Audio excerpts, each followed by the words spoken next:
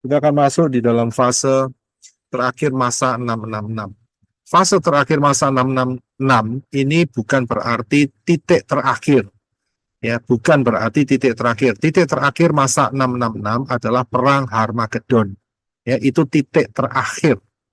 Ya, perang Harmagedon, di mana Yeshua HaMashiach datang untuk kedua kalinya. Inilah yang juga disebut sebagai second coming, kedatangan Yeshua HaMashiach yang kedua. Dan kedatangan Yeshua HaMashiach yang kedua ini tidak disertai malaikat-malaikat, akan tetapi diikuti, disertai dengan grup, yaitu yang sudah diharpazo sebelumnya. Itu Yes. di dalam kitab Yudas atau Yehuda. Ya, kitab Yudas, Yehuda sudah menuliskan. Ya, Yahweh datang berserta dengan beribu-ribu orang kudusnya. Ya, bukan berlaksa-laksa, beribu-ribu. Berarti nggak banyak yang diharpaso, itu nggak banyak. Ya, bukan berlaksa-laksa, tapi hanya beribu-ribu. Ya, jadi kita harus waspada di dalam momen-momen terakhir ini. Jadi kita harus paham, ya. Kalau nggak paham, kacau balau. Contohnya misalnya, oh kedatangan Yesus disertai dengan malaikat-malaikatnya, tertulis dalam Matius 24. Keliru, Matius 24 itu bicara mengenai harpazo, di mana Yeshua memerintahkan malaikat-malaikatnya untuk mengumpulkan orang-orang pilihan, ya. Jadi dikumpulkan dengan menggunakan malaikat-malaikat. Yeshua datang. Nah, kita harus lihat Yeshua itu di dalam Matius 24, dia ada di awan-awan.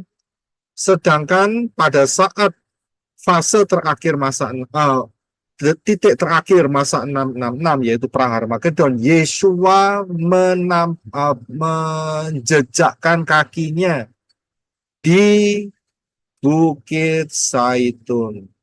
Itu terdapat di dalam kitab Zakaria. Ya, jadi harus tahu perbedaannya. Ini harpazo atau ini second coming. Jadi harus tahu. Nek enggak tahu, ya kacau balau. Persis seperti yang saya katakan di atas, bahwa ayat-ayat itu terserak dan seperti puzzle, harus ditempatkan di posisi yang benar. Disitulah kita dapat melihat keindahannya. Ya, kalau enggak kacau balau. Ya, kalau ada orang yang beranggapan, oh Yeshua datang dengan malaikat-malaikatnya di awan-awan. Nah, bagaimana dengan Yeshua HaMashiach yang datang di menjejakkan kakinya di Bukit Zaitun? Nggak bisa jawab mereka. Iya kan, kacau balau kan. Nah, kita akan lihat ayat-ayatnya ya di dua fatsal ini, Wahyu 14 dan Wahyu 15. Ya, kita akan lihat terlebih dahulu, kita akan baca sehingga saudara ada pandangan apa yang akan kita fokuskan. Silakan Brother Reno. Terima kasih. Wahyu 14 ayat 1. Dan aku melihat, dan lihatlah, anak domba yang berdiri di atas bukit Zion, dan bersama dia ada 144.000 orang yang mempunyai nama Bapanya yang tertulis pada dahi mereka. 2. Dan aku mendengar suatu suara dari Syamaim, seperti desau air bah, dan seperti bunyi guntur yang dahsyat. Dan aku mendengar suara pemain harpa yang sedang bermain dengan harpanya. 3. Dan mereka sedang bernyanyi seperti sebuah nyanyian baru di hadapan tata dan di hadapan keempat makhluk hidup dan para tua-tua itu. Dan tidak seorang pun yang sanggup mempelajari lagu itu selain 144.000 orang itu yang sudah ditebus dari bumi. 4. Mereka ini adalah orang-orang yang tidak mencemarkan diri dengan wanita-wanita, karena mereka adalah perjaka. Mereka ini adalah orang-orang yang mengikuti anak domba kemanapun dia pergi. Mereka ini sudah ditebus dari antara manusia sebagai buah sulung di hadapan Elohim dan anak domba. 5. Dan di dalam mulut mereka tidak didapati tipu mustihat, karena mereka itu tanpa cacat di hadapan tata Elohim. 6. Dan aku melihat malaikat yang lain yang terbang di tengah langit, yang mempunyai Injil kekal untuk menginjili mereka yang tinggal di bumi, dan setiap bangsa dan suku dan bahasa dan kaum. 7 sambil berkata dengan suara nyaring, takutlah akan Elohim dan berilah kemuliaan kepadanya, karena waktu penghakimannya telah tiba, dan sembahlah Dia yang telah menjadikan langit dan bumi dan laut dan sumber-sumber air. 8. Dan malaikat yang lain mengikutinya seraya berkata, sudah runtuh, Babylon kota yang besar itu, karena dia telah memberi minum segala bangsa dari anggur amarah atas percabulannya. 9. Dan malaikat yang ketiga mengikuti mereka seraya berkata dengan suara nyaring, jika seseorang menyembah binatang buas itu dan ikonnya dan menerima tanda pada dahinya atau pada tangannya, 10, maka dia pun akan minum dari anggur amarah Elohim yang telah dicampur tanpa diencerkan di dalam cawan murkanya, dan dia akan disiksa dengan api dan belerang di hadapan malaikat-malaikat kudus dan di hadapan Anak Domba.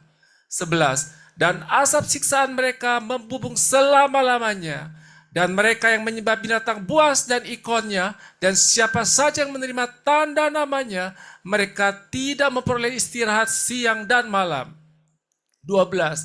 Ini adalah ketabahan orang-orang kudus. Inilah mereka yang memelihara perintah-perintah Elohim dan iman Yeshua.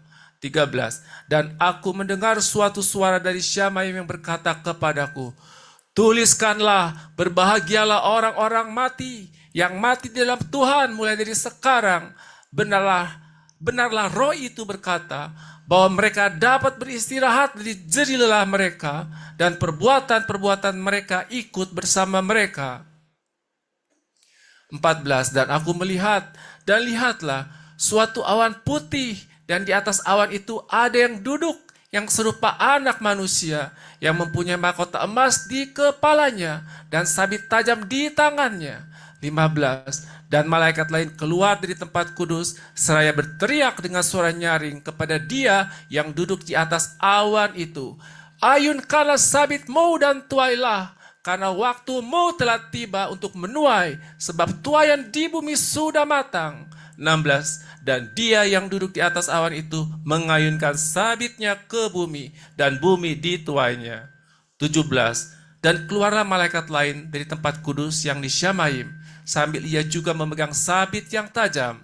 18. Juga keluarlah malaikat lain dari Mesbah yang memiliki otoritas atas api, dan dia memanggil dengan teriakan nyaring kepada yang memegang sabit tajam itu seraya berkata, ayunkanlah sabitmu yang tajam itu, dan kumpulkanlah tanda-tanda anggur dari bumi, karena anggurnya telah masak.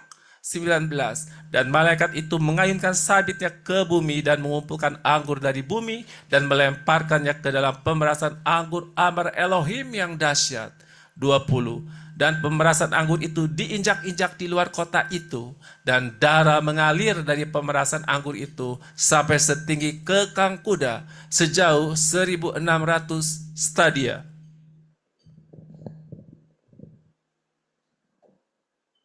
Wahyu 15 ayat 1. Dan aku melihat suatu tanda lain di langit yang besar dan ajaib. 7 malaikat yang memegang 7 bencana yang terakhir, karena kemarahan Elohim telah digenapi di dalamnya. 2. Dan aku melihat sesuatu seperti laut kaca yang dicampur dengan api, dan mereka yang menang atas binatang buas itu, dan atas ikonnya, dan atas tandanya, dan atas bilangan namanya, yang berdiri di atas laut kaca itu sambil memegang harpa Elohim. 3. Dan mereka menyanyikan nyanyian Moshe, hamba Elohim itu, dan nyanyian Anak Domba, seraya berkata, besar dan ajaiblah karya-karyamu ya Yahweh, Elohim penguasa semesta, adil dan benarlah jalan-jalanmu, Raja orang-orang kudus. 4. Siapakah yang dapat sama sekali tidak takut akan Engkau dan memuliakan namamu ya Yahweh? Sebab hanya Engkaulah yang kudus, karena segala bangsa akan datang dan menyembah di hadapan Engkau, karena keadilanmu telah dinyatakan. 5. Dan setelah hal-hal itu aku melihat, dan tampaklah tempat suci tabernakel kesaksian di Syamaim telah terbuka. 6. Dan keluarlah dari keempat makhluk hidup itu memberikan kepada ketujuh malaikat. Nah, dan keluarlah ketujuh malaikat yang memiliki tujuh bencana dari tempat kudus itu dengan berpakaian linen yang bersih dan cemerlang dan dengan dililiti sabuk emas sekeliling dadanya. 7. Dan satu dari keempat makhluk hidup itu memberikan kepada ketujuh malaikat itu tujuh cawan emas yang penuh berisi amarah Elohim yang hidup selama-lamanya. 8. Dan tempat kudus itu dipenuhi asap dari kemuliaan Elohim dan dari kuasanya. Dan tidak seorang pun berkuasa untuk masuk ke dalam tempat kudus itu sampai ketujuh bencana dari ketujuh malaikat itu telah digenapi. Haleluya. Terima kasih. So, perhatikan ini yang pembahasan kita hari ini ya. Jadi Wahyu 14 dan 15. Kalau sudah perhatikan, kita akan mulai dari apa yang dijabarkan di dalam Wahyu 14 mengenai 144.000. Ya, 144.000. Siapakah 144.000 ini? Pengajarannya saya sudah berikan di dalam pengajaran 144.000. Saudara bisa mencari di pelayanan Menora. Dan Israel, Pak. ya, dan di dalam pengajaran itu saya sudah jelaskan siapakah 144.000 itu. Ya, jadi saya sudah jelaskan. Nah, masalahnya adalah 144.000 itu keluar di Wahyu pasal yang ke-7. Ya, Wahyu pasal ke-7. Saya coba cek sebentar ya. Permisi Pak Roy, Ya, Wahyu ya, 7 betul. ayat keempat Pak. Ya, betul. Wahyu 7 ya. Wahyu 7 keluar di sana. Dan kemudian keluar lagi di Wahyu 14. Ya, Wahyu 14. Nah, ini menjadi satu polemik. Ya, banyak orang yang terkecoh dan tidak memahami. Karena apa? Karena kronologi dan penempatan posisi ayat. Jadi ada yang bilang ini, bilang itu, pengajaran ini, pengajaran itu. Well, tapi kita bisa melihat dengan jelas kalau kita memahami ya kronologi daripada fase-fase zaman. Kita akan bisa melihat dengan jelas posisi daripada 144.000 ini. Ya. Dan inilah yang akan kita lihat. Karena kalau kita lihat hanya sekilas saja, ya ayat-ayatnya yang saya beri tulisan merah, ya itu seringkali orang terkecoh di sana, saudara. Dikatakan ayat yang pertama, aku melihat anak domba, yaitu Yeshua ya, berdiri di atas bukit Sion. Kemudian bersama dia ada 144.000. Pertama di bukit Zion, ada 144.000. Kemudian ayat kedua dikatakan, Yohanan mendengar ada suara dari sorga, dari Syamayim. Ya, dan suara itu adalah suara pemain harpa. Ya, aku mendengar ya suara pemain harpa yang sedang bermain. Jadi dari Syamayim. Nah, mau coba dicari tahu, ayat 3 dikatakan mereka sedang bernyanyi seperti sebuah nyanyian baru di hadapan tahta dan di hadapan keempat makhluk para tua-tua itu. Nah, ini dari Syamayim, betul kan? Dan kemudian dikatakan sudah ditebus dari bumi, berarti diambil dari bumi. Diambil dari bumi berarti ditaruh di mana? Ya di Syamayim. Kemudian ayat 5 dikatakan di hadapan takhta Elohim. Di mana lagi kalau nggak di Syamayim? Ya, sering kali orang terkecoh dengan pernyataan-pernyataan daripada Wahyu pasal yang ke-14 ya, bagian ayat 1 sampai 5 ini. Ya, dengan bukti-bukti. Wah, itu berarti ini Bukit Sion yang mana ini? Nah, dikaitkan dengan Bukit Sion yang ada di Ibrani. Ya, Bukit Sion di Ibrani adalah di perkumpulan dengan apa itu namanya? Ibrani berapa deh? Ibrani sebentar ya. Ibrani pasal 12 ayat 22. Ya. Ibrani pasal 12:22. Coba Brother Reno bisa baca buat kita semua. Ibrani 12 ayat 22. Ibrani 12 ayat 22. Tetapi kamu sudah datang ke Gunung Zion dan ke kota Elohim yang hidup, ke Yerusalem surgawi, dan kepada berpuluh-puluh ribu malaikat. Ya, terima kasih. So bisa lihat, seringkali diarahkan ke arah Bukit Sion yang ada di dalam Ibrani 12 ayat 22. Kalau ini diarahkan ke Samayim, akan bertabrakan dengan apa yang dituliskan di dalam Wahyu pasal 7. Ingat bahwa Dafar Elohim tidak bertabrakan, tapi sinkron dan menjadi satu kesatuan satu sama lain. Tidak bertabrakan. Ya, tapi seolah-olah inilah yang membuat banyak pengajaran yang mengatakan bahwa 144.000 ini yang di dalam Wahyu pasal 14 ini ada di Syamayim. Ada di Syamayim. Ya. Jadi saya sudah berikan kepada saudara mengapa mereka berpikir seperti itu. Tapi ingat, ada konsekuensinya. Kalau sampai difokuskan bahwa di dalam Wahyu 14 ini 144.000 itu ada di Syamayim, maka akan pasti bertabrakan dengan penjelasan Wahyu pasal 7. Dan itu tidak mungkin. Ya, tidak mungkin bertabrakan. Nah, kalau begitu, bagaimana penjelasannya? Penjelasannya begini. Kita akan lihat dari kronologi masa terlebih dahulu sebelum kita kembali ke posisi ini. Ya, kita akan lihat dari kronologi posisi masa. Masa 666 ya, itu hanya 3,5 tahun atau 42 bulan. Itu pengajarannya saya sudah berikan di dalam pengajaran masa 666, 3,5 atau 7 tahun. Ya, saya sudah berikan di sana. Dan di dalam Wahyu pasal yang ke-7 itu sudah sangat jelas. Ya, sudah sangat jelas bahwa 144.000 itu tidak ikut harpazo. Tidak ikut. Ya, jelas sekali. Mengapa? Karena harpazo itu kodenya ada di Wahyu pasal yang keempat, di mana Yohanan diperintahkan naiklah kemari. Itu yang pertama. Yang kedua, ada yang namanya meterai kelima. Itu Wahyu pasal 6.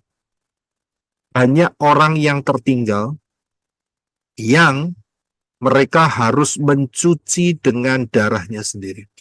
Jadi sangat jelas. Setelah itu Wahyu pasal 7. Dan di Wahyu pasal 7 ini pun juga ada percakapan antara Yohanan dengan salah satu dari 24 tua-tua. Soalnya bisa baca di Wahyu pasal yang ke-7. Ya. Kalau 144.000 itu ada di dalam Wahyu 7 ayat 4. Ya. Wahyu 7 ayat 4 sampai ayat 8. Ya. Dan kemudian Wahyu 9, Wahyu 7 ayat 9, ya, sampai 16, ya, 16, 17, itu penjelasan mengenai daripada orang-orang yang tertinggal, yang masuk di dalam keselamatan. Ya, yang masuk dalam keselamatan, orang-orang yang tertinggal. Karena kuncinya adalah mereka memegang daun palem dan mengenakan jubah putih. Jadi sangat jelas. Ya. Di Wahyu 7 itu dikatakan bahwa ada orang-orang yang tertinggal. Ya. Di satu sisi, orang-orang yang tertinggal itu adalah bangsa Goyim. Di satu sisi ada 144.000. Jadi posisi 144.000 itu sudah dipastikan mereka itu tidak harpazo. Tidak harpazo. Itu sangat-sangat jelas sekali. Ya, dan posisinya ada di bumi. Ya, namanya nggak di harpazo, mau kemana lagi, saudara? Ya di bumi. Ya, dan di dalam Wahyu 12, saya sudah ajarkan di dalam pengajaran Wahyu 12, digambarkan sebagai perempuan yang diberi sayap burung nasar. Itulah 144.000. Ya, itulah 144.000. Itu gambarannya ada di sana. Perempuan dengan sayap burung nasar. Ya, sayap burung nasar bukan harpaso, bukan. Tapi mereka dilarikan ke Petra. Ya, disembunyikan. Ya, ikutin pengajaran Wahyu pasal 12.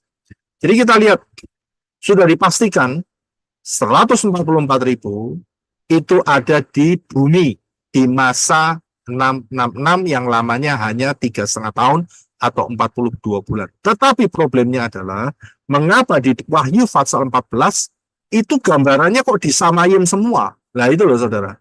Itu problemnya di situ. Banyak yang terkecoh di situ.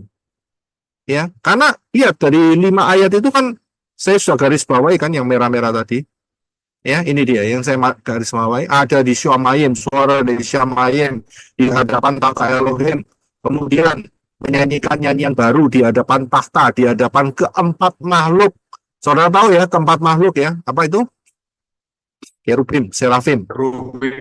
Ya, dan kemudian para tua-tua. Nah, para tua-tua jumlahnya tua-tuanya berapa? Saudara tahu kan?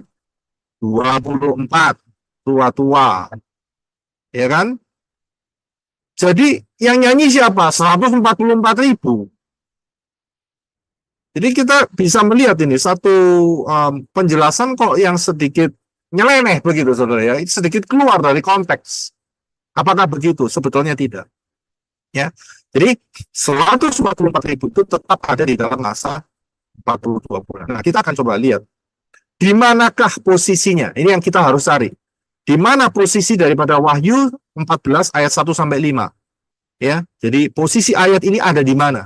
Kalau kita lihat dari timeline yang saya tunjukkan pada saudara di atas, ada harpaso sebelah kiri, kemudian masa 666 ya, yang lamanya hanya 42 bulan atau 3,5 tahun, dan setelah itu ada second coming, perang Armageddon, dan dilanjutkan setelah itu kerajaan damai 1000 tahun. Nah, posisinya di mana ini? Apakah posisinya sebelum harpaso?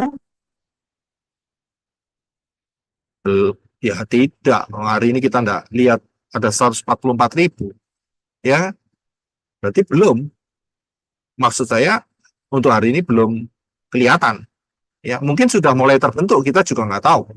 Tapi yang jelas posisi Wahyu 14 ayat 1 sampai 5 itu tidak sebelum harpaso, karena jelas dikatakan 144.000 ini tidak di harpaso, ya dengan bukti Wahyu pasal yang ke-7. Ya tidak di harpaso. Nah sekarang pertanyaannya, apakah dia ada di masa anti Hamasia? Ya jelas, pasti ada. Tapi apakah posisi yang dijelaskan, ya posisi yang dijelaskan di dalam Wahyu 14 dan Wahyu 14 ayat 1 sampai 5 ini, apakah mereka ada di dalam masa 3,5 tahun atau 42 bulan? Nah kita coba lihat beberapa ayat sebelumnya ya terlebih dahulu. Yang pertama adalah mengenai masa 666 yang lamanya hanya 3,5 tahun ini. Ya, itu tertulis dalam Wahyu 13 ayat yang ke-5. Silakan Brother Reno.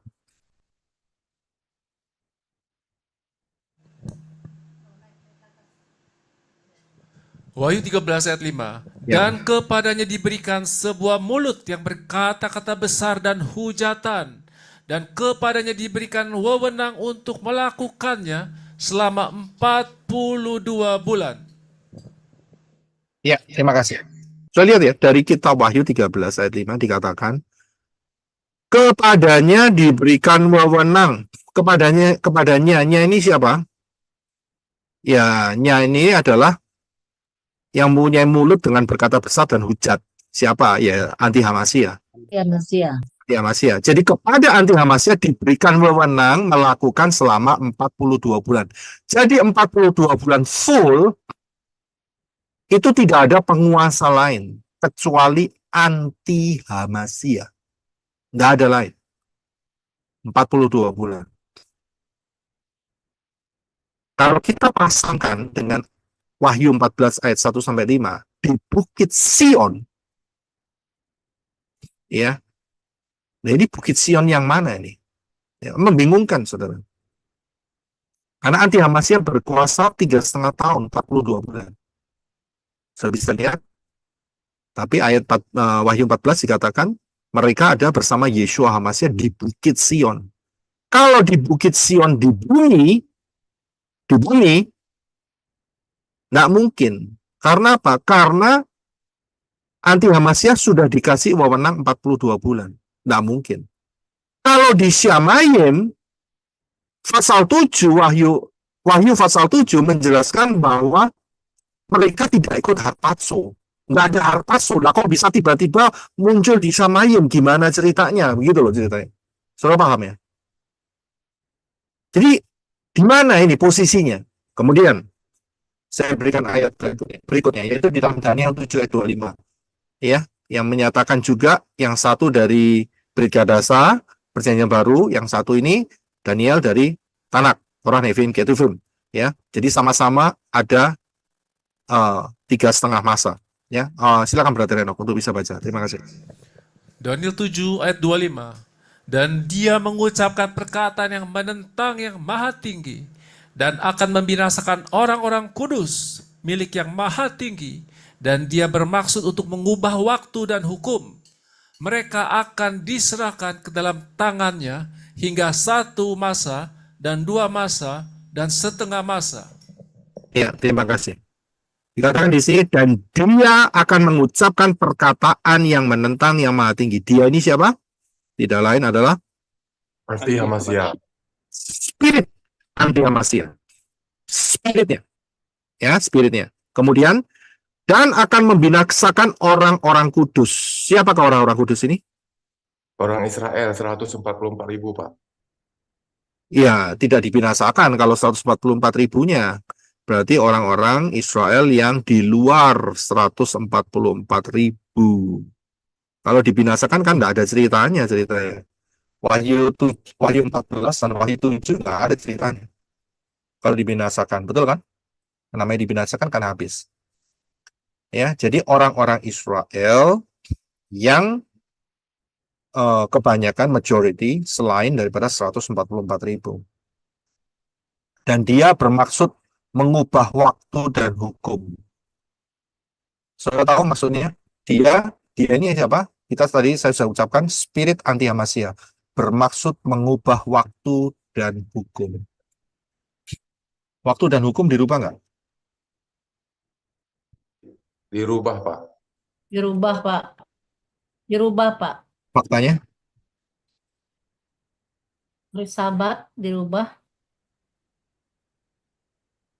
Iya, faktanya adalah Syabat dijadikan minggu. Jadi, perhatikan, ini prophecy untuk yang namanya siapa yang mengubah Sabtu jadi minggu itu. Itu dia. Syabat jadi minggu. Dan kemudian saya pernah tunjukkan kepada saudara bahwa 10 hukum Elohim itu diubah. Sudah bisa lihat, masih ingat? Ya, kalau nggak salah itu ada di dalam pengajaran agama hybrid yang kedua. Duo hybrid. Saya jelaskan di sana. Duo hybrid. Jadi saya jelaskan di sana, siapa yang mengubah? Yang mengubah adalah si topi ikan. Saudara paham? Si Lemah topi, ikan. mulut ikan. Si topi ikan. Topinya bentuknya mulut ikan. Ya, itu dia yang mengubah. Sangat jelas. Saya sudah berikan faktanya. Apa yang mereka tulis dan beda dengan Tanak tulis, yang Torah tulis. Jadi mereka mengubah waktu dan hukum. Dari sini kita bisa lihat, itulah spirit anti Hamasya. Ya, betul kan? Terbukti kan? Dan dia akan menyatukan seluruh agama, bukan? Anti Hamasya, bukan? Spirit. Tapi ingat ya, bukan personnya dulu, tapi spiritnya. Ya. Nah, kalau kita kembali atau kita lihat di dalam Daniel 7 ayat 25. Ya.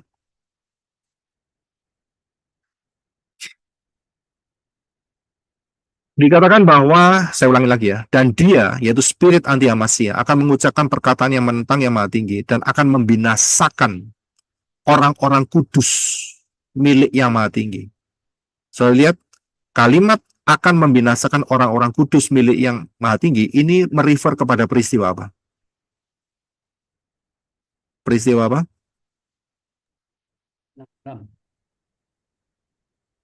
Pembinasaan Pak. pembinasaan Israel. Ya, pembinasaan Israel dari sepanjang masa. Ya, termasuk Holocaust. Kemudian, dan dia bermaksud mengubah waktu dan hukum. So, lihat ya, sudah diubah waktunya. Waktu Syabat jadi Minggu, hukumnya juga sudah dirubah. Ya, udah dirubah. Kemudian mereka, Israel, akan diserahkan dalam tangannya. Nah, inilah yang berbicara mengenai masa anti-Hamasiyah. Hingga 1 masa, 2 masa, dan setengah masa.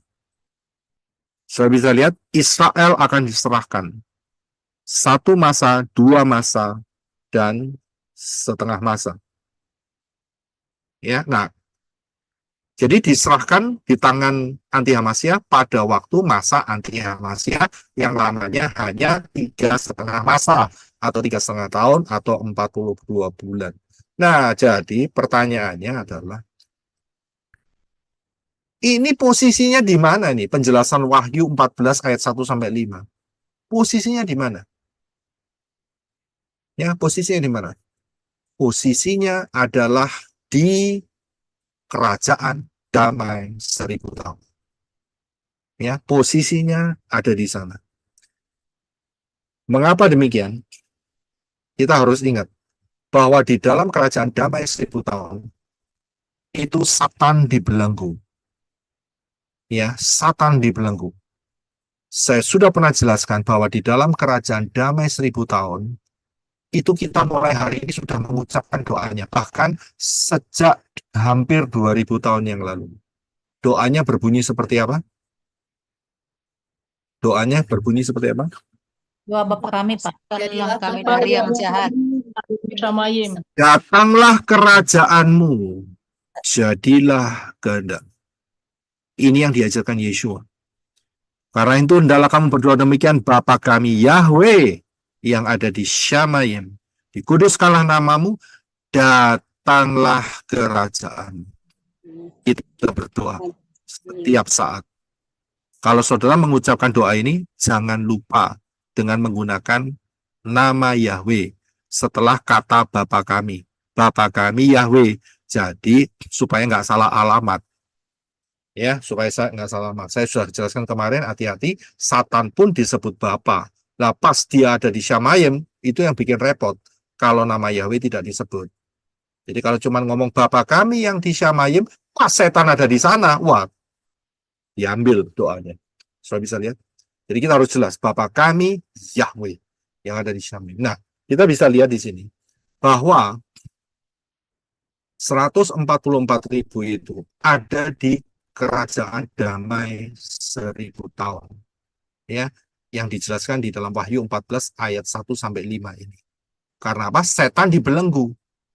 Datang, jadi kerajaan Elohim Yahweh itu menyatu dengan bumi selama 1000 tahun. Menyatu dengan bumi.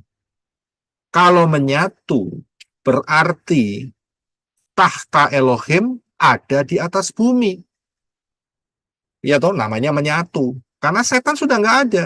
Nah, kalau menyatu berarti keempat makhluk hidup itu juga kelihatan ada di permukaan bumi. Dan juga para tua-tua. Saudara bisa lihat.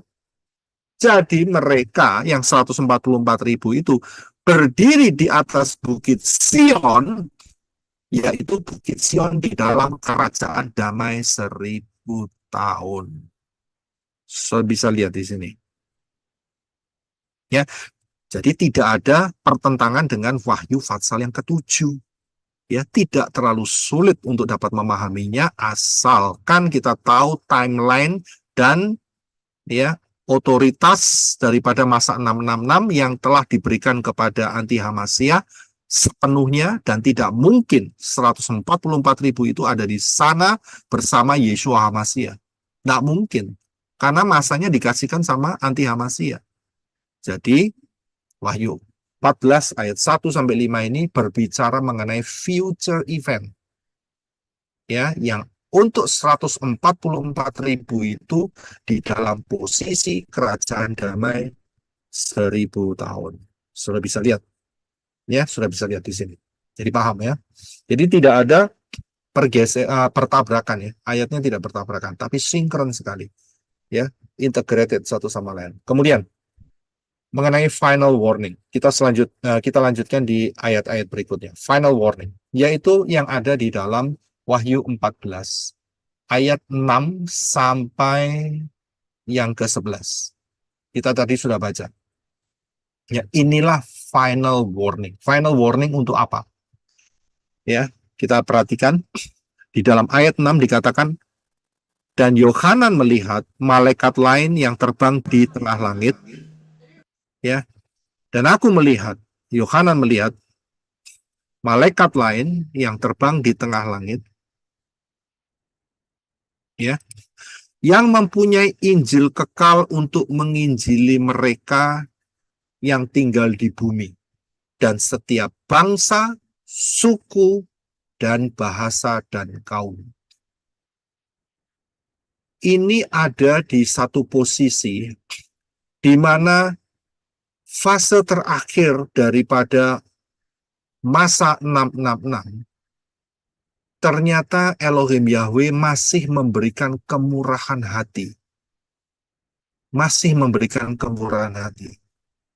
Mengirimkan malaikatnya untuk menginjil. Ya. Tapi malaikatnya terbang. Sudah bisa lihat. Dan diberitakan ke seluruh bumi sebelum apa? Sebelum ini, saudara ya. Sebelum daripada cawan murka yang terakhir itu dicurahkan. Sebelum itu terjadi. Peristiwa ini diberikan oleh Elohim Yahweh sebagai last warning. Final warning. Ya, final warning. Dikatakan ayat 7, ya. Ini pernyataan daripada malaikat, takut akan Elohim dan berikan kemuliaan kepadanya, karena waktu penghakimannya telah tiba. Sembahlah Dia yang telah menjadikan langit dan bumi dan laut dan sumber-sumber air. Ingat ya, waktu penghakiman telah tiba. Mungkin saudara berkata, loh, 3,5 tahun itu kan waktu penghakiman. Mengapa kok di sini ada yang lebih difokuskan lagi? Ya, nah, tadi kita sudah baca ya ayat-ayatnya ya. Saudara bisa baca sendiri. Ini yang saya mau jelaskan kepada saudara. Saudara memperhatikan bahwa ada yang kalimat mengatakan 1 masa, 2 masa, dan setengah masa.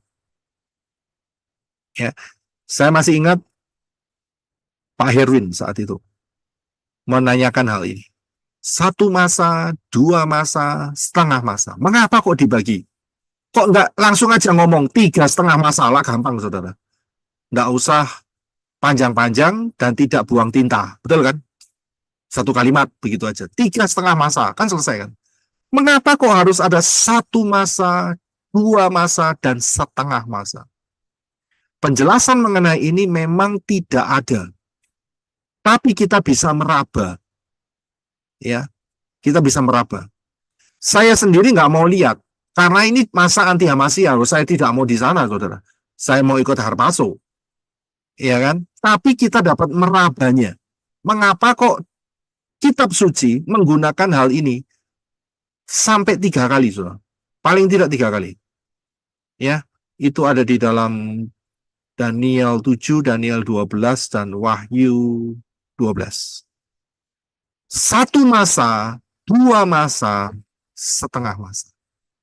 Yaitu Daniel 7:25, Daniel 12 ayat 7, dan Wahyu 12 ayat 14. Tolong bisa dibaca, brother. Terima kasih. Daniel 7 ayat 25. Lalu ia akan mengucapkan perkataan yang menentang yang maha tinggi, dan akan membinasakan orang-orang kudus milik yang maha tinggi. Dan ia bermaksud untuk mengubah waktu dan hukum-hukum. Mereka akan diserahkan ke dalam tangannya hingga 1 masa dan 2 masa dan setengah masa. Daniel 12 ayat 7.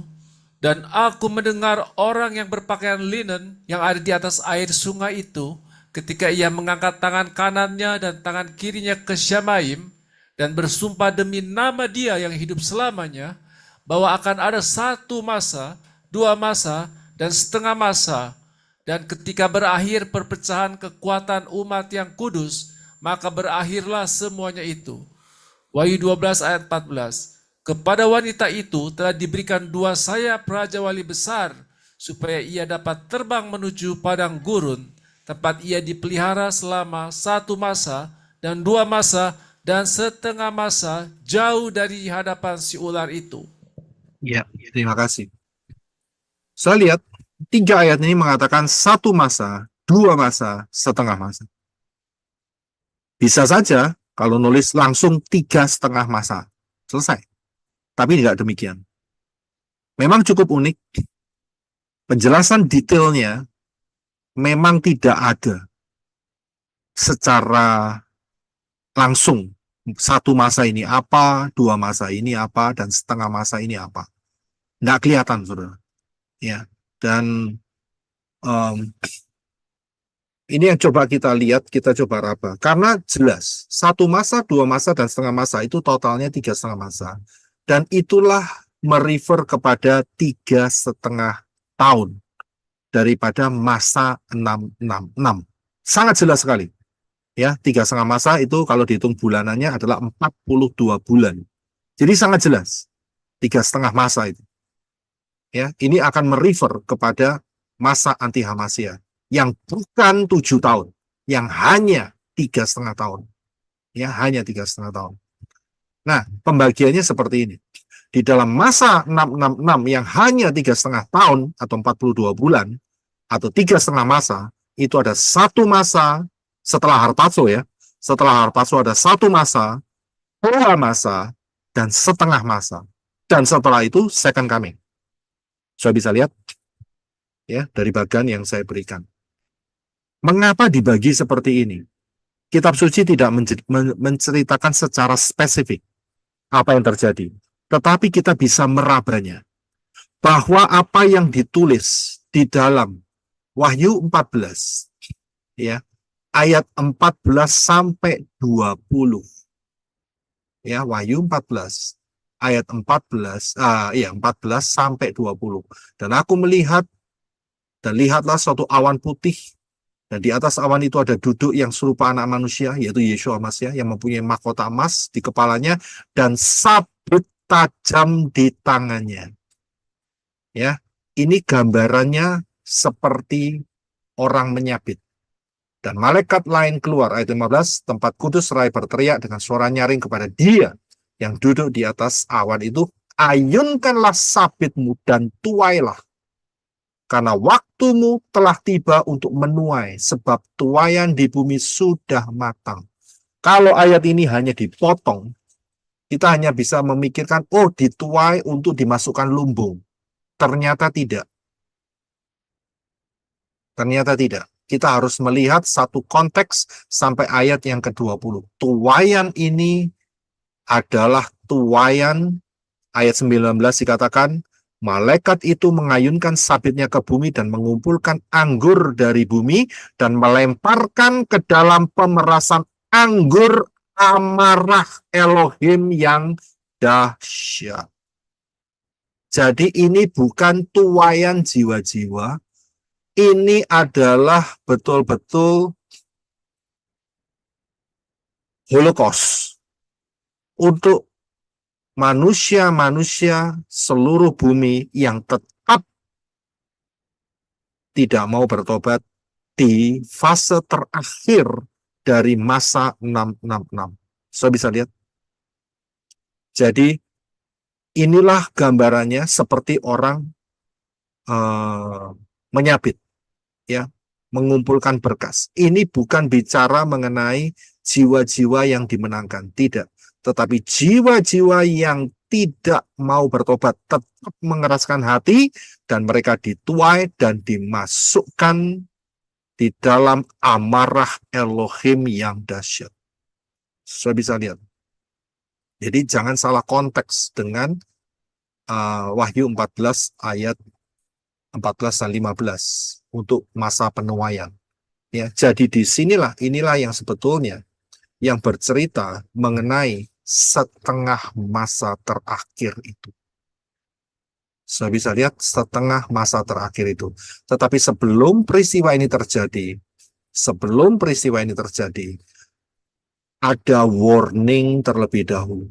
Sebelum peristiwa ini terjadi, sebelum manusia betul-betul mengambil keputusan terakhir untuk tetap menyembah 666 dan akan dibinasakan, dikasih anugerah kecil, yaitu, saya kembali, yaitu di fase ini dia.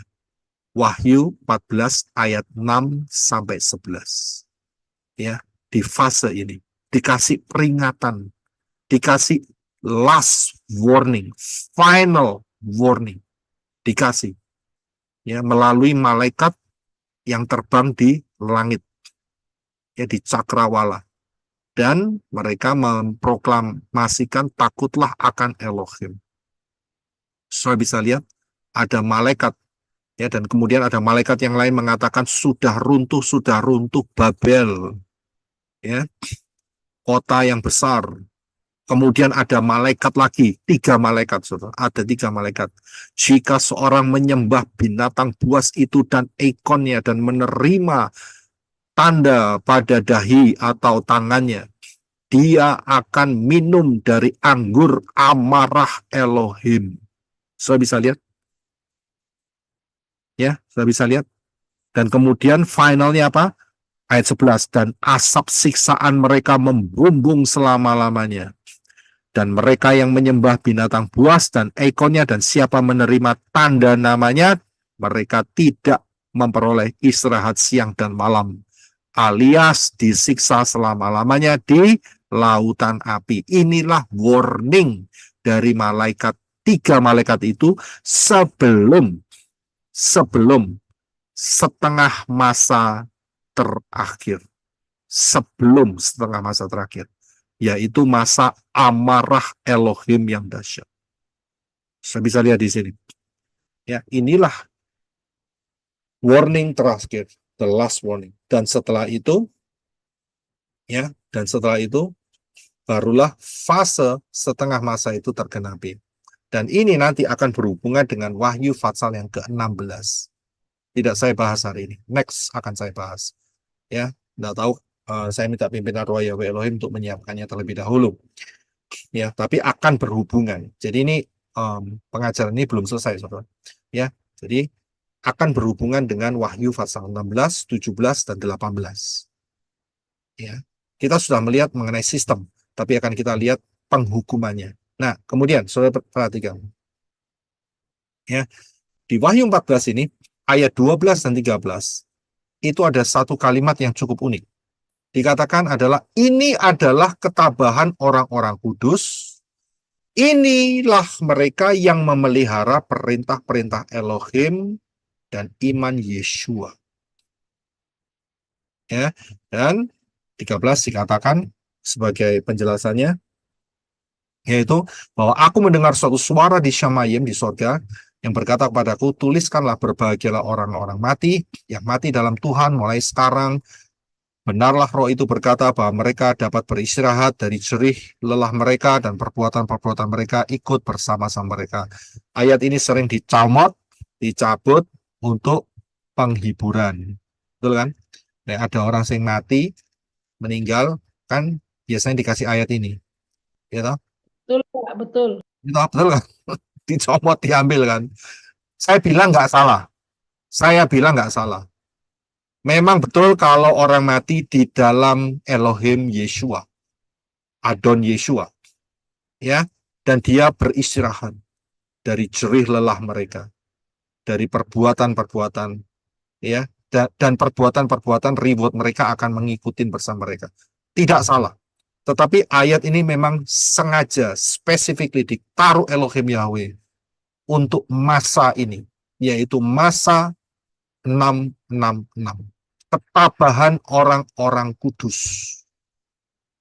Ya, ketabahan orang-orang kudus. Ya, jadi kita bisa melihat bahwa Elohim Yahweh itu menjatuhkan hukuman, itu masih memberikan sisa-sisa kasihnya, saudara.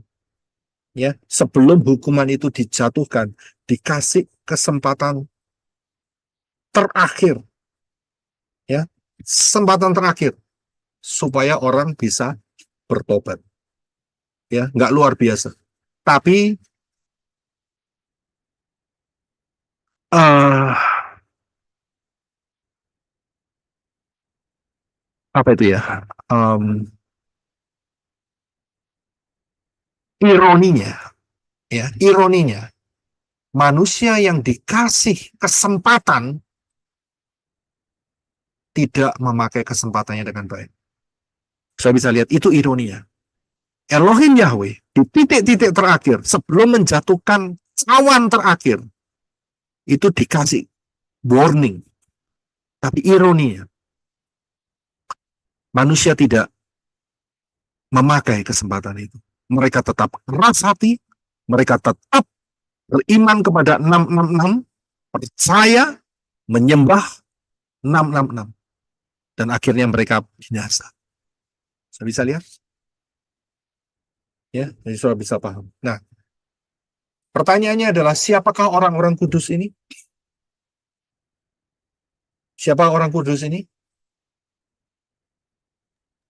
Orang Israel ya, Pak, yang bertobat pada oleh Akhir Mesih. Oke, jadi jawabannya ini ada di Wahyu 15, saudara. Ya, saya cuma mancing saudara sedikit. Siapa orang kudus ini? Yaitu di dalam Wahyu 15 ayat yang kedua. Ya, mereka yang menang atas binatang buas itu dan atas ikonnya, dan atas tandanya dan atas bilangan namanya. Inilah orang yang menang, yang berdiri di atas laut kaca sambil memegang harpa Elohim. Ya.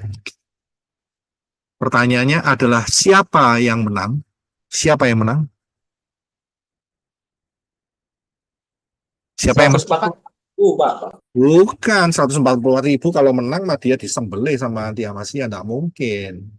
Inilah yang disebut sebagai meterai kelima. Manusia-manusia yang lolos, tetapi harus membayar harganya dengan darahnya sendiri. Saya bisa lihat, karena dia ada di hadapan Elohim. Ya, di hadapan Elohim. Ya, jadi inilah orang-orang yang menang atas binatang buas itu dan ikonnya dan atas tandanya. Saya bisa lihat. Kalau kita baca di dalam Wahyu pasal yang ke-7, ya, dijelaskan bahwa coba Brother Reno bisa bantu saya untuk baca. Ya, di dalam Wahyu 7 ayat 9. Inilah dia, saudara. Inilah dia. Silakan.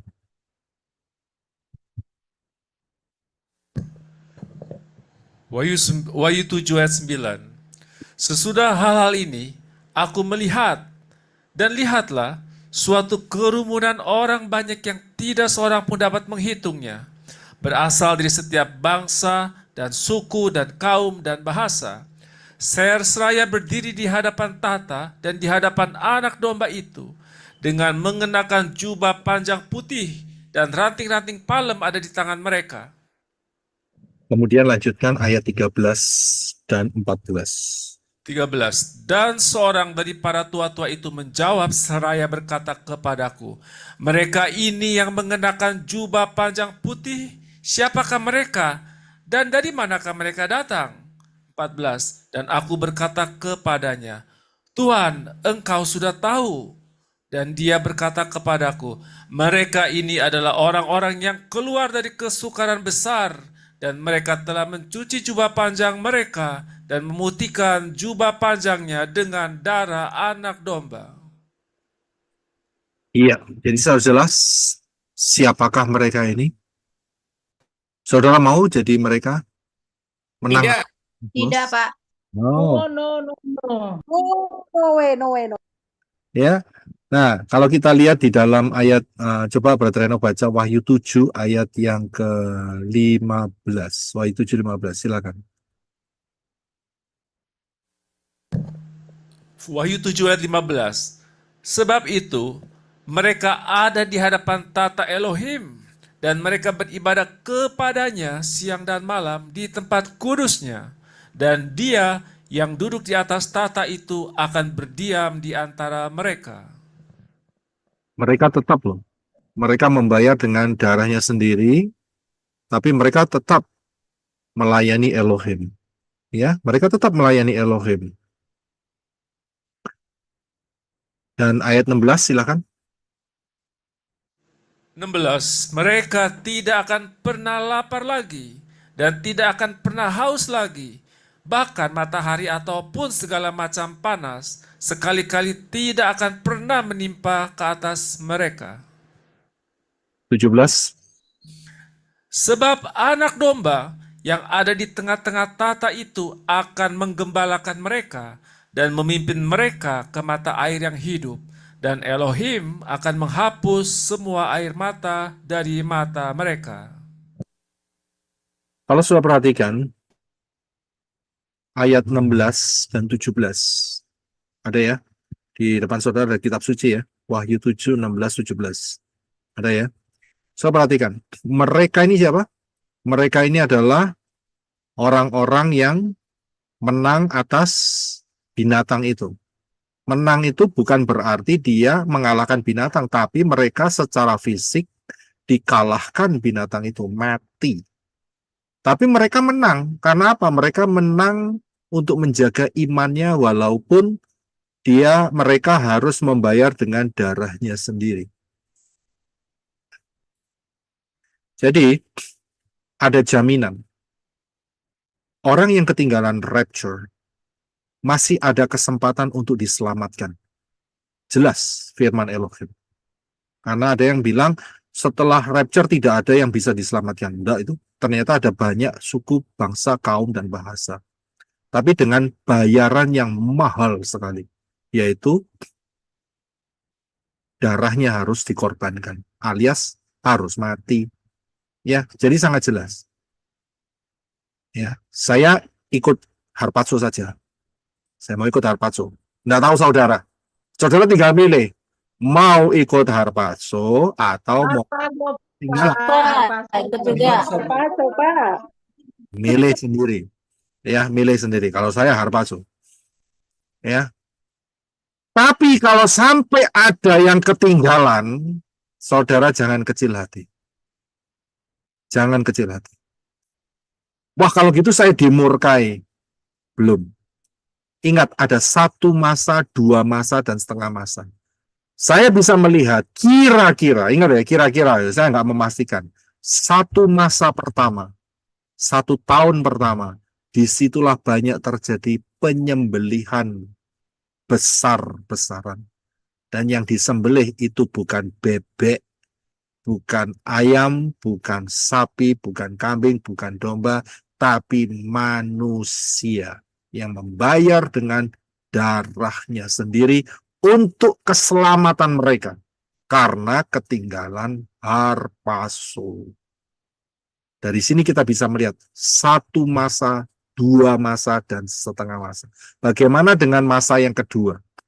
Yang 2 masa. 2 masa berarti 2 tahun berikutnya itu adalah betul-betul kegoncangan seluruh dunia, termasuk menghilangnya pulau-pulau.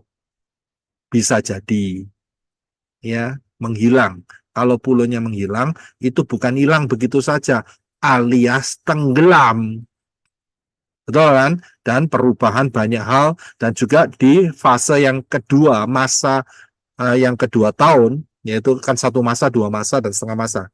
Yang saya perkirakan loh ya, saya perkirakan masa yang kedua, yang 2 tahun itu, disitulah terjadi yang namanya dilepaskan roh-roh jahat untuk menyiksa manusia. Tapi manusia mencari mati, tidak bisa mati, hanya 5 bulan. Jelas. Ingat ya, nggak selamanya. Hanya 5 bulan.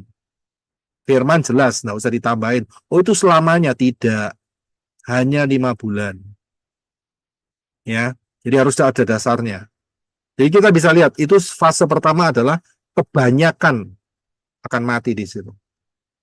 Fase kedua masih ada kemungkinan. Karena itu ingat dikatakan di dalam Wahyu yang keempat, ya Wahyu 14 ayat 12. Inilah ketabahan orang-orang kudus dan inilah mereka yang memelihara perintah-perintah Elohim dan iman Yeshua. Ya, kalau kita lihat ayat ini diberikan akan memasuki setengah masa terakhir. Diberikan ayat itu di sana. Akan memasuki di sana. Jadi ini kasih Bapak Yahweh selama 1 masa dan 2 masa. Sebelum finalnya setengah masa itu dihancurin betul-betul, dikasih kesempatan, ketabahan. Saudara bisa lihat, jadi diberikan ayat itu di titik itu, saudara. Di antara 2 masa dan setengah masa. Saudara bisa paham ya, di situ. Ya, jadi ini anugerah Elohim Yahweh. Nah, kalau saudara kepingin tahu, orang-orang yang tertinggal rapture akan mengalami apa saja. Ini kan kita meraba, kita kan tidak mau masuk. Kita kan cuma meraba. Kalau saudara kepingin tahu, ya, mereka akan mengalami apa? Itu ada di dalam Wahyu 7 ayat 16 dan 17. Dikatakan mereka apa? Saya buka pakai ILT 3 saja. Oke. Ya, dikatakan Wahyu 7 ayat 16. Mereka tidak akan pernah lapar lagi. Berarti mereka akan kelaparan. Mengapa mereka kelaparan? Karena tidak menerima tanda, tidak bisa jual, tidak bisa beli, mereka kelaparan. Dan juga mereka akan dikatakan ya, dan tidak pernah haus lagi. Mengapa haus? Ingat, salah satu yang terjadi adalah ini dia, saudara. Absintus. Apa itu absintus? Wahyu 8 ayat 11. Silakan Brother Reno. Wahyu 8 ayat 11.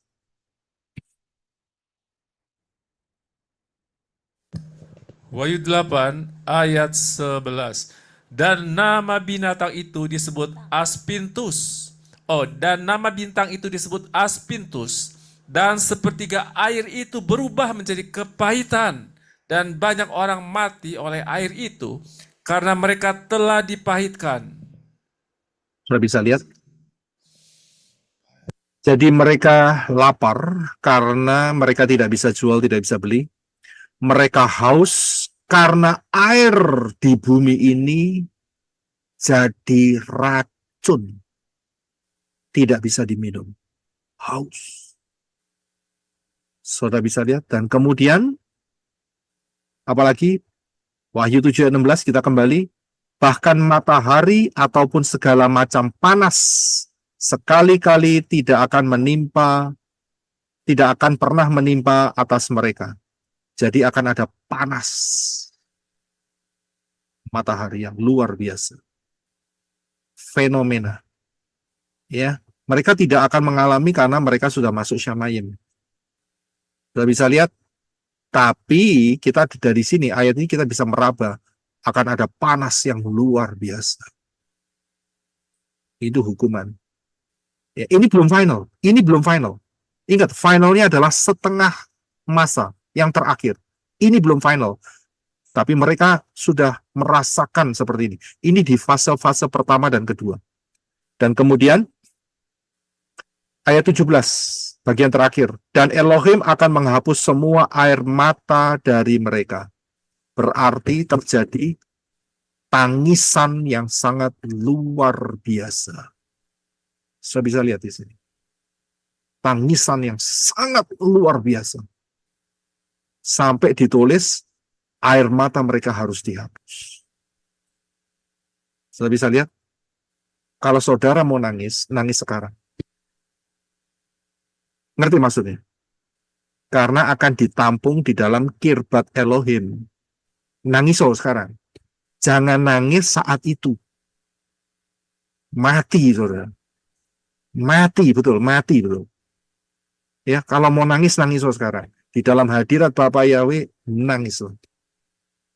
Tersentuhlah, menangislah, keluarkan air mata, ungkapkan hati saudara di hadapan Bapa Yahweh, nangis sekarang tidak masalah. Tapi jangan nangis saat itu. Saya bisa lihat mengerikan sekali. Udah kelaparan, haus, panas, ya kan? Dan kemudian tangisan di mana-mana. Mengeri sekali, saudara. Mengeri sekali. Ya. Jadi saudara bisa lihat di sini.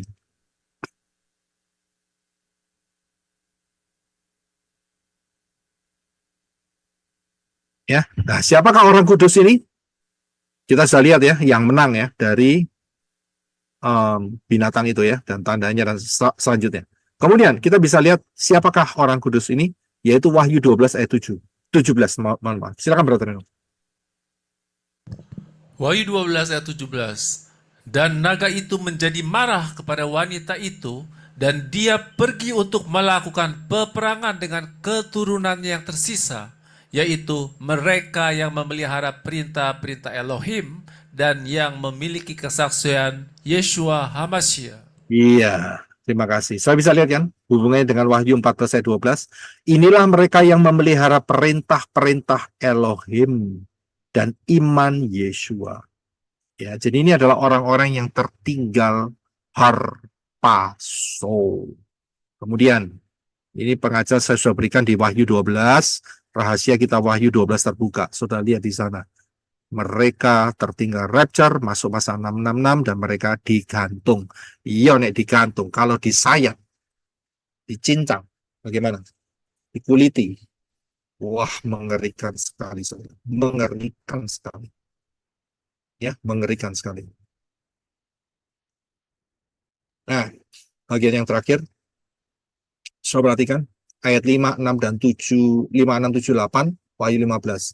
Dan setelah hal-hal itu aku melihat, tampaklah tempat suci tabernakel kesaksian di Syamayim telah terbuka, dan keluarlah 7 malaikat yang memiliki 7 bencana. Ini 7 cawan terakhir, saudara. Ya. Dengan berpakaiankan linen yang bersih dan cemerlang, dengan dililit sabuk emas di sekeliling dadanya, ada 7 malaikat. Ya, dan membawa 7 bencana. 7 itu completion, lengkap. Ayat 7, dan satu dari keempat makhluk hidup itu, apa itu satu dari keempat makhluk hidup? Yaitu serafim atau kerubim. Itu memberikan kepada ketujuh malaikat itu 7 cawan emas. 7 cawan emas. Tapi isinya apa? Nah, ini penting, saudara. Ya, jangan lihat emasnya, saudara. Ya, jangan terkecoh dengan emasnya. Isinya, saudara, Murka. penuh berisi amarah Elohim yang hidup selama-lamanya. Saudara bisa lihat, amarah Elohim dibungkus dengan cawan emas. Emas adalah kekudusan. Ya. Tapi ada amarah Elohim karena dia tidak bisa disatukan dengan dosa. Orang-orang yang di dunia itu saat setengah masa terakhir, mereka tetap memilih untuk bersikeras di dalam dosanya. Ya. Kemudian ayat 8, dan tempat kudus itu dipenuhi asap dari kemuliaan Elohim dan kuasanya, dan tidak seorang pun berkuasa untuk masuk ke dalam tempat kudus itu sampai ke-7 bencana dari ke-7 malaikat itu telah digenapi. Ini satu fase yang betul-betul spesifik yang harus dijatuhkan Elohim Yahweh, dan setelah itu boleh masuk ke tempat kudus lagi. Sudah bisa lihat ini betul-betul serius. Ya. Nah, ini nanti berhubungan dengan Wahyu 16. Saya tidak bahas hari ini, kepanjangan. Kita hampir mencapai 6.000 tahun setelah kejatuhan Adam dan Hawa. Tidak lama lagi kita akan harpazo, berjaga-jagalah. Ya, semua rahasia sudah terbuka dengan luar biasa. Masuklah melalui keselamatan yang benar, yaitu melalui Yeshua HaMashiach, dan berserulah